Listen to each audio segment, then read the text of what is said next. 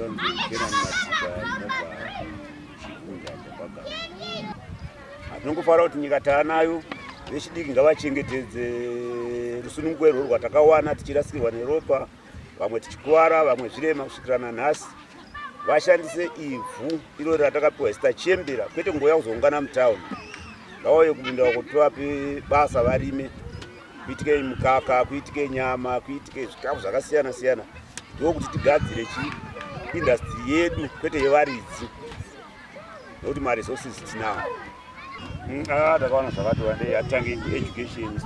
Zvatakazobva kuhondo kuya tisina kuenda kuzvikoro, asi hurumende yakangotenda kuti munhu wese ngaende chikoro tikatodzidzawo kusvika O level, maybe chatisakwanise kuzviita. Izvo zvikoro zvacho zvakawedzerwawo kuti kuvakwa kwangu kusina zvikoro, bottleneck education yakabva yapera, yaita education for all. Tinoda madhamu kuti tiwanewo ma-irrigation facilities munzvimbo dzatiri, kunyanya muminda mandakaenda. Tiri chimwe chinhu chekunhu zvakanaka chakaitwa nehurumende kuti paipo tawanawo mahydreni tichitiridza kangorima zviya January December to January tatogara toita farming throughout the year. Ndakanga ndiri war collaborator tichishanda nema-comrades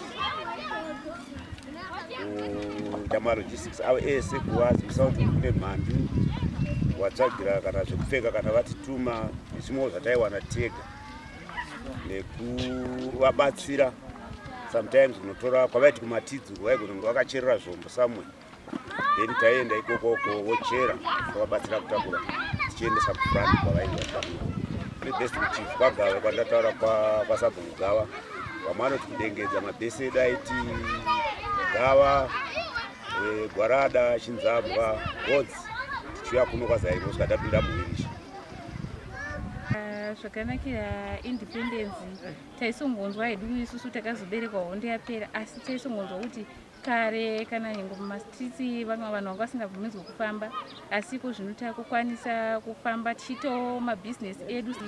Isu sevanhukadzi tiri kungofara zvikuru nenyaya yekuti takukwanisa kuzviitirawo mabasa edu emaoko, tichikwanisa kuendesa vana vedu kuzvikoro kwainzi zvinodzidzwa nevana varungu chete, asi isusu takukwanisa kuendesa vana vedu kuzvikoro kwakaita sana Peter House, ana Watershed, ana Prince Edward nezvimwe zvakasiyana siyana, ezvino vana vedu vakukwanisa kuendako vachinowanawo dzidzo yakanaka.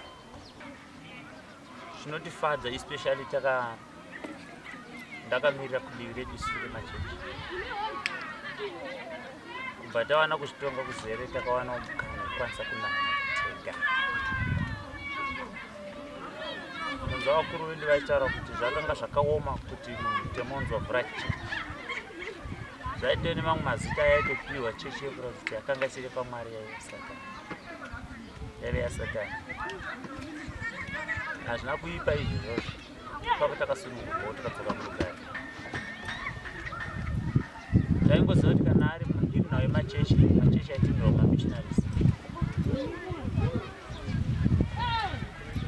Asi Mwari akatibatsira, hurumende yedu hondo ikaruya tikana kuzvitonga kuzere.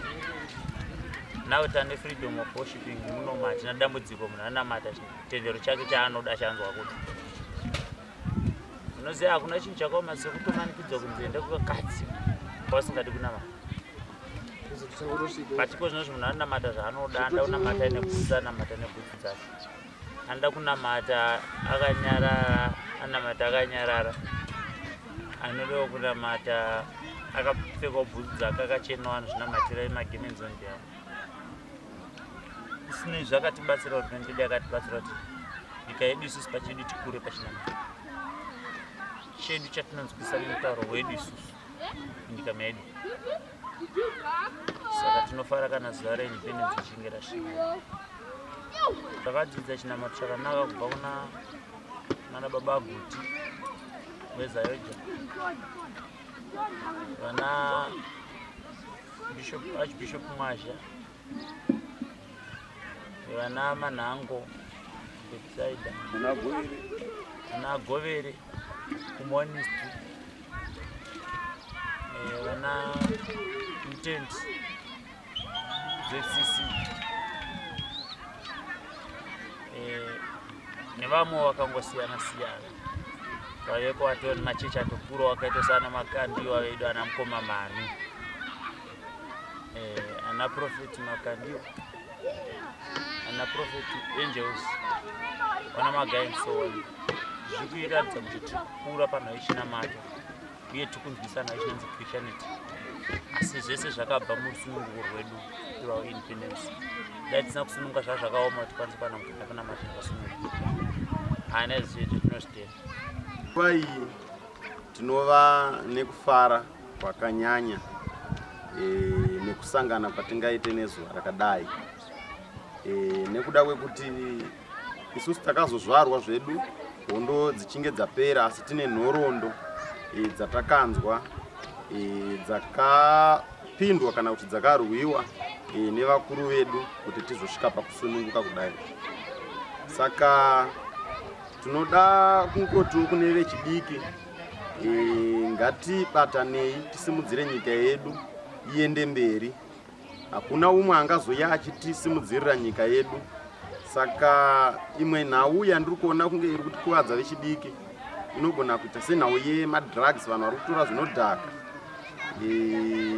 Nyika yedu inoda kuti ivakwe nesu. Kana tavaka nyika yedu inovakwa nevanhu vane njere chaidzo, vane pfungwa dzemberi, vasingangoperere vese kumadrugs kana kuti vasingaperere vese kune zvinodhaka, kuti Zimbabwe ingoramba iri Zimbabwe ichitongwa nesu veganda rayo sekurwirwa kwakaita nemadzitateguru edu. Shoko rangu chairo kuti vechidiki ngatisiyei zvinodhaka nekuti tisu vatungamiri vemangwana tingagone kuzotungamira iyo nyika yedu yeZimbabwe. Tinotofarawo naro kozi zvaizvozvo tane rusununguko rwakakwana. Senhoroondo dzatakakura tichimbonzwawo vabereki vedu vanga vasina mufaro wakanyanya, asi zvinozvi takungotendo hedu kuti takazoberekawo zvinhu zvanaka. Zvakati wandei zvakasiyana siyana. Kozi ndakatarisa chero vakadzi chero vakutenderwa kana kushandawo nemapiki mafoshoro zvanga singaitwawo nevamwewo kumashuro kwaizvozviwo kana chero kudhiraivhawo vanhu vakadzi kuti akutokwanisawo kudhiraivhawo. Zvinhu zvatinotofarawo nazvo sezvanga singaitwawo kumashuro kuenda kuchikoro izvinoti totokwanisawo kutoenda kuchikoro kutoshandawo mabasa emaoko iwaya yakadai kuuya yekuti tinokwanisawo kuendesawo chero vana vedu kuchikoro chero tisinawo hedu ana baba vachona.